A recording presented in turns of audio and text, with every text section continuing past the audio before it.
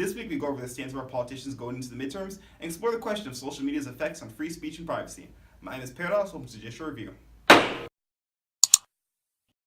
you watched last week's episode, you see that I've openly criticized the effect that social media has on public discourse. Whether Facebook, YouTube, Twitter, or Tumblr, there's constant echo chambers being formed. The algorithms create a sense of like-minded people going to like-minded content, encouraging an echo chamber where no opposing views escape or enter. Essentially, people will just keep their ideas reinforced and become more extreme. Though it's even worse when this happens not due to algorithms, but due to the providers themselves. Facebook, Twitter, and YouTube have all took forward in censoring conservative content.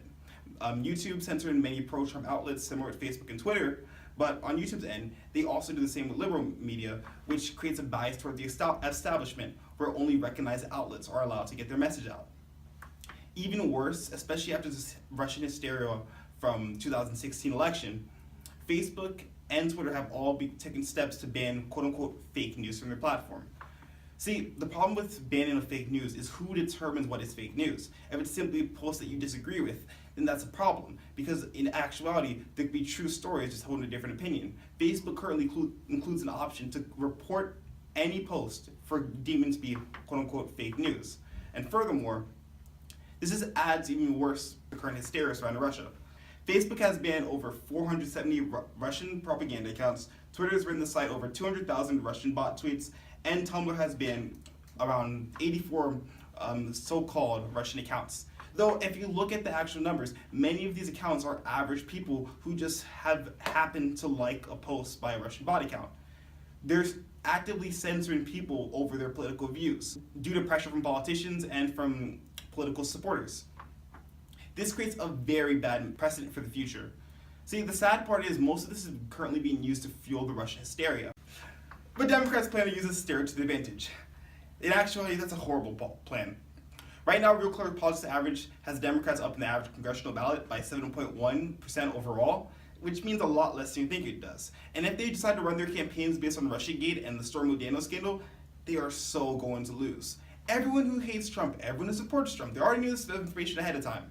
Trump cheated on wife number 1 with wife number 2. He cheated on wife number 2 with wife number 3. And we spent half a presidential debate talking about how Trump loves to grab him by the pussy. Though Democrats are the only ones looking in bad shape for the midterms. Naturally, during an off-year election, the party in charge is going to lose some seats.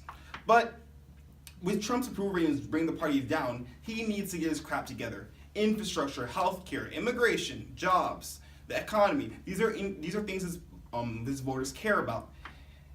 The wall. We could have had that a month ago. He said that he's plans construction on the wall already. Yeah, there's no funding for that. That's just a lie. He visited a trip to California, but that was just mostly a PR stunt for his base.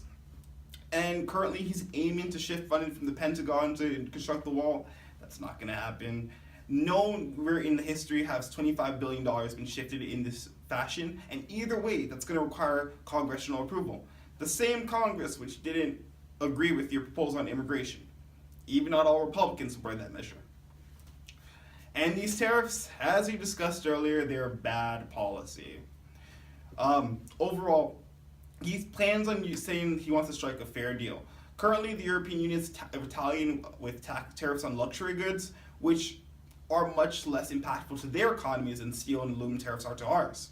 Steel and aluminum tariffs mean that every single industry up the chain that uses these raw materials is going to be affected. From beer to soda cans to bottles to phones, even things not directly related to the steel industry, they're all going to be affected. If the European Union taxes us on jeans or motorcycles, that's not going to have drastic effects. Similarly, China right now is looking for tariffs on pork, things that America exports that don't have these drastic effects up the chain. Though many have argued that Trump may use this as a bargaining position. In that sense, it could be a smart proposal, but if the policy stays the way it currently is, that's just bad policy and bad economics. Evidence of Trump trying to use this as a bargaining chip come with South Korea. Trump had made a deal with South Korea that they import 30% less aluminum and steel to the United States in exchange for them being immune to the tariffs. I think that's just completely stupid. Okay, so we're gonna literally just take in less steel from these countries. This is still gonna raise prices of industries up and down the chain overall. And on to our next story. Currently, there's been major debate with the 2020 census coming up that's going to determine redistricting and congressional alignment for the upcoming elections. This is going to be very important because it's going to have an impact on the presidential elections and the Senate elections for the next decade following. But I don't see why there's such a debate over Trump saying that they'll have citizenship status on the census. The census already asks various questions such as ethnicity, employment, disability, marital status, welfare, all other types of personal questions. In fact, citizenship status has been a major component of censuses before 2010. The 2000 census asks citizenship status, the 1990 census asks citizenship status, and the 1980 census all asks citizenship status. I don't see why it's such a big deal now. If the goal is to measure the population of the country, then shouldn't we be able to measure what the population is here legally and which population is here illegally? I think that's kind of important. But hey, maybe I'm just stupid. And with that, we just end the show. Do you believe the United States census is racist? Will Republicans have a good chance going into midterms? Are social media companies way too authoritarian? Leave your comments and questions below and be sure to address them at the start of the next episode. I'm Miss Paradox, and the session of Judicial is adjourned.